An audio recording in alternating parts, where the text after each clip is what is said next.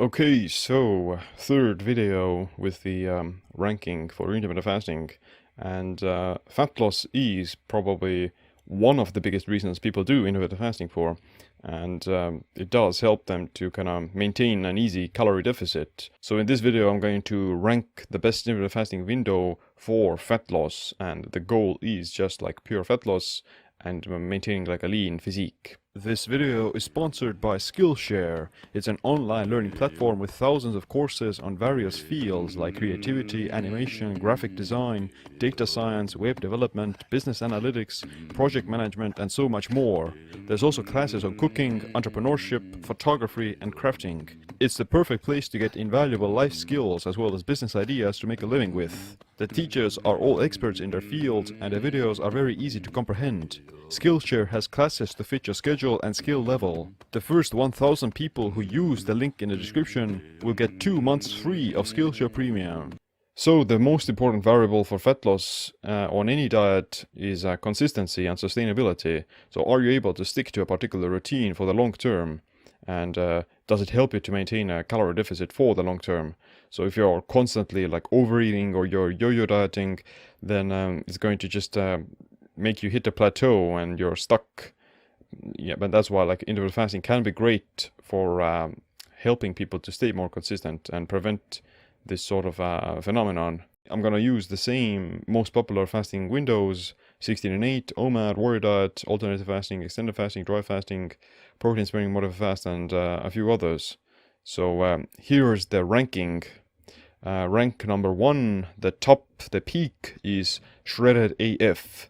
You're basically able to get extremely lean very fast if you do it for like a longer period of time. Rank number 2, lean year round. You're able to maintain a low body fat percentage all the time without losing visible abs or muscle definition. Rank number 3, no difference. These are like relatively benign and they don't have a particularly significant effect, although they can still work. So you can definitely still get very lean with this rank. It's just it doesn't have like inherently like a extremely powerful effect on fat loss. Rank number 4, poor quality weight loss. Because although you might be losing weight on some diets, you may also lose muscle, which is definitely not ideal. And the problem is that you'll actually slow down your metabolism and you're going to end up with a low calorie intake just to maintain your weight. So I would say that it's not worth it, and it's like a poor quality weight loss.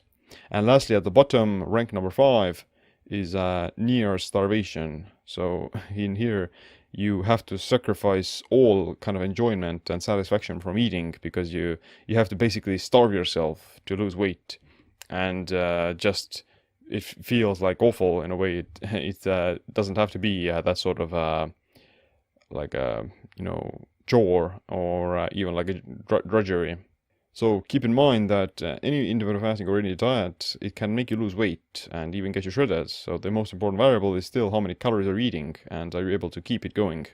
So now let's rank these intermittent fasting windows for fat loss. And again, like the goal is just pure fat loss and weight loss. All right, let's start from the bottom, near starvation.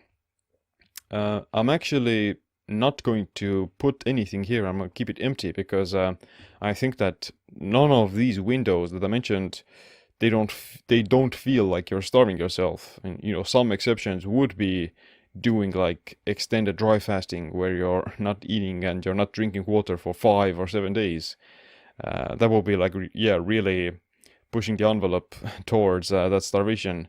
And even these like super long fasts, like 10-day fasts and 14-day fasts, they can also be in this category because they're literally pushing the envelope so far that I think it's just stupid, and generally it's not worth it, or like at least most people don't need to do it, and they would actually be worse afterwards.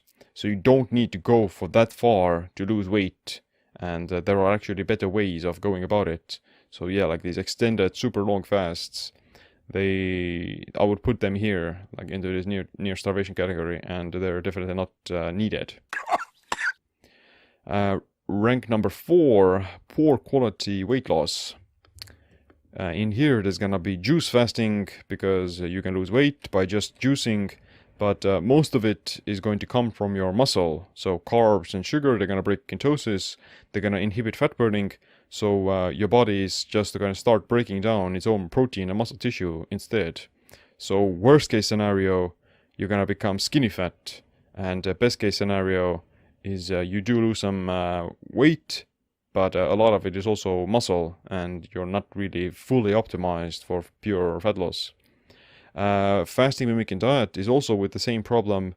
You're kicking yourself out of ketosis by eating, carbs, and therefore you'll burn muscle. So in the short term, you will definitely lose weight, but you're more likely to gonna gain it back after you go back to like a normal way of eating because it's natural. It's a rebound effect, and unfortunately, at that point, your metabolic rate will have also dropped slightly because you starved yourself and you also lost muscle, so it's harder for you to maintain your current body weight.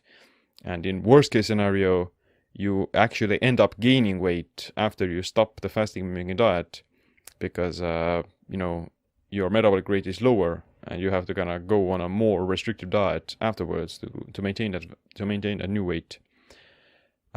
Extended fasting, which is for like 2 to 3 days or even 5 days, isn't that big of a problem in terms of fat loss because you're going to shift into ketosis and you're burning primarily fat.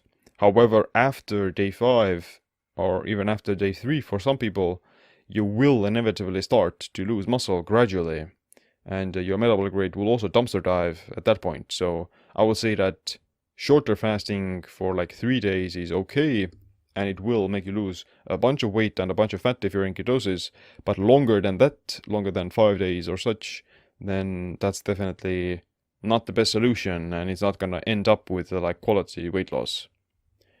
Rank number 3, no difference.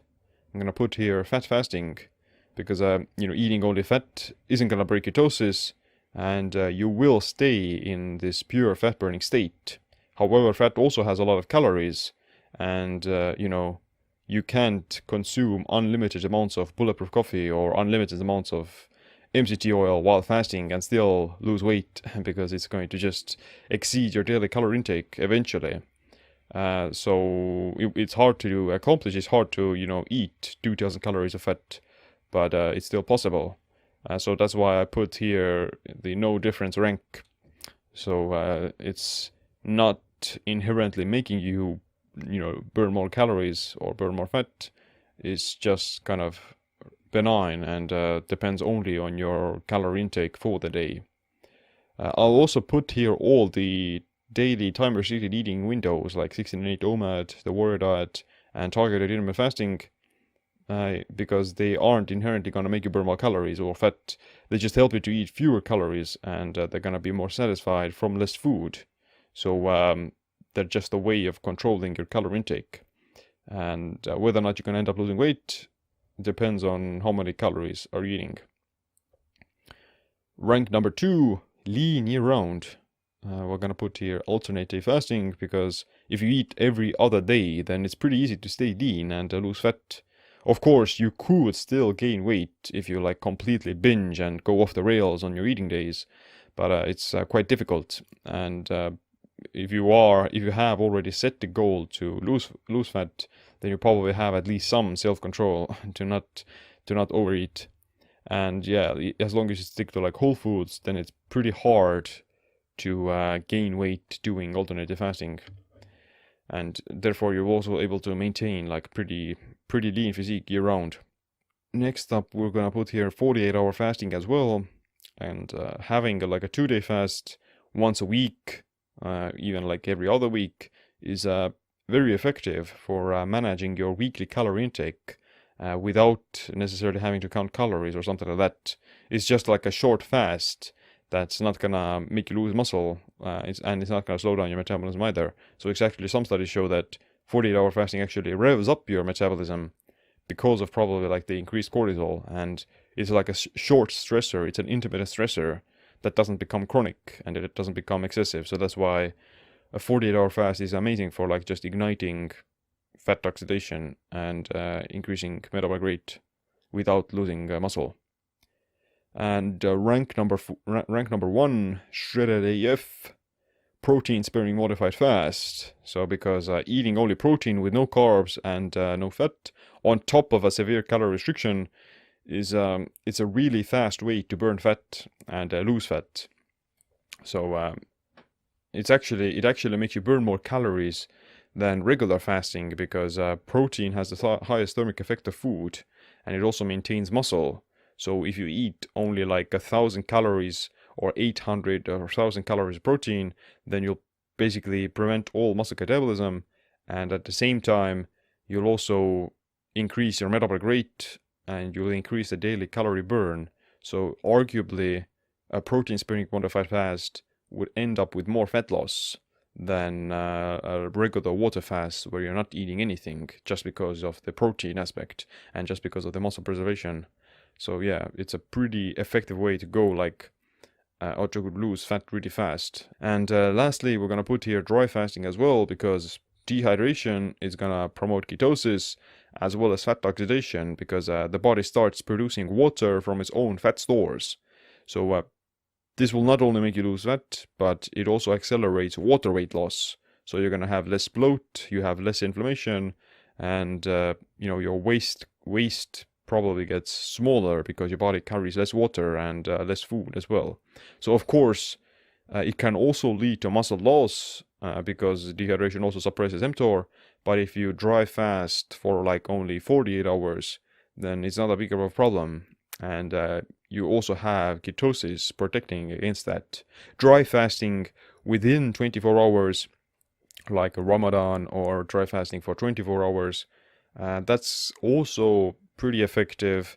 But in that case, I wouldn't put it into shredded AF or the rank 1. I would put it into maybe like no difference, because if you're still dry fasting throughout the day and then you eat at night, then you still have to maintain a calorie deficit, because it doesn't violate these rules of thermodynamics. You still have to maintain a calorie deficit.